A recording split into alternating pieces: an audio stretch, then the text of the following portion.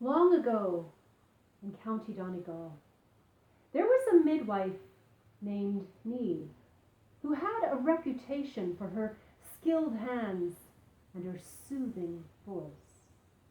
Now, no midwife could keep every mother or newborn safe from harm, especially in those long ago days.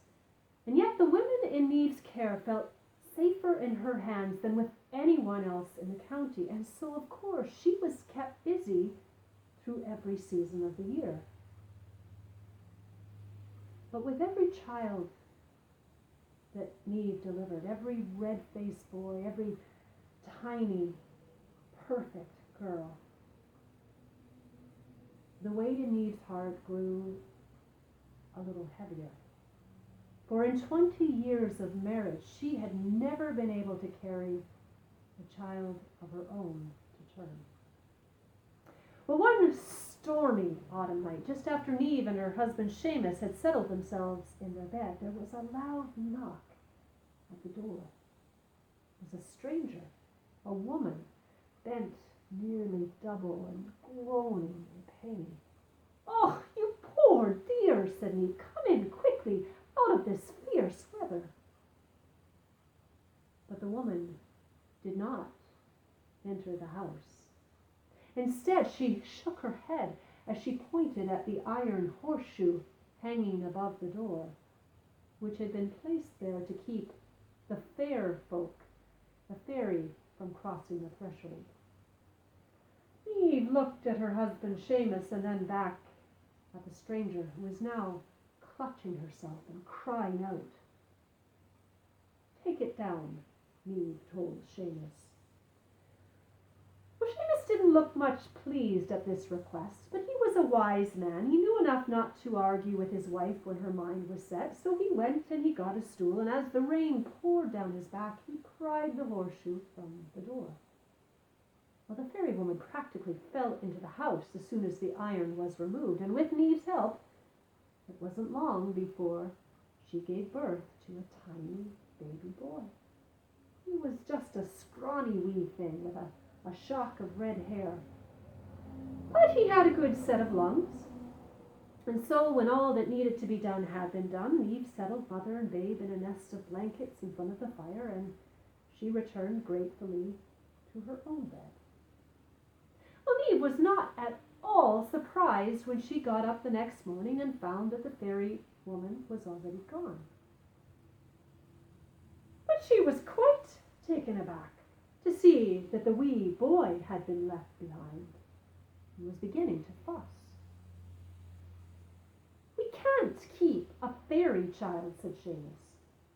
"Well, we can't let him starve either," said Neve. "We'll have to feed him, at least until his mother returns." And so she did. She fed him, drop by drop, from a cloth soaked in goat's milk. And gradually the boy settled and fell asleep. Well, Neve had to repeat this process several times through the day and then on through the night, for there was still no sign of the boy's mother. "We cannot keep a fairy child," said Seamus. "And what are we supposed to do with the poor wee thing?" "Leave him under a fairy thorn for his own kind to find." Well, Neve was having none of that. Despite her exhaustion, despite how scrawny and foreign-looking the child was, she had already fallen under his spell. "His mother knows where he is," she said. "If she wants him, she can come and get him." But the fairy mother never did return, and with each passing day, the boy grew less scrawny and more rooted in Neve's heart. Now, as a midwife, Neve knew which herbs to take to make her own milk flow, even though it had never flowed before. And so it wasn't long before she was nursing that child from her own breasts. Well, after that, no one could talk her into giving him up, not her husband, not her sisters, not even the parish priest, who had heard that the boy was a fairy child and refused to baptize him. And so it came to pass that despite Seamus's misgivings, despite the disapproval of the entire village, the boy remained in Niamh's care. And she named him Rowan, Little Red One. Now, it cost her, of course, taking a fairy child for her own. Pregnant women stopped coming to Niamh once the word spread. That was a price that Niamh was willing to pay. The seasons passed, and Rowan grew. He was a very strange child, as everyone had warned he would be. He heard music that no one else could hear. He didn't like to be touched, didn't want to play with the other children of the village, although most of them had been warned to stay away from him anyway.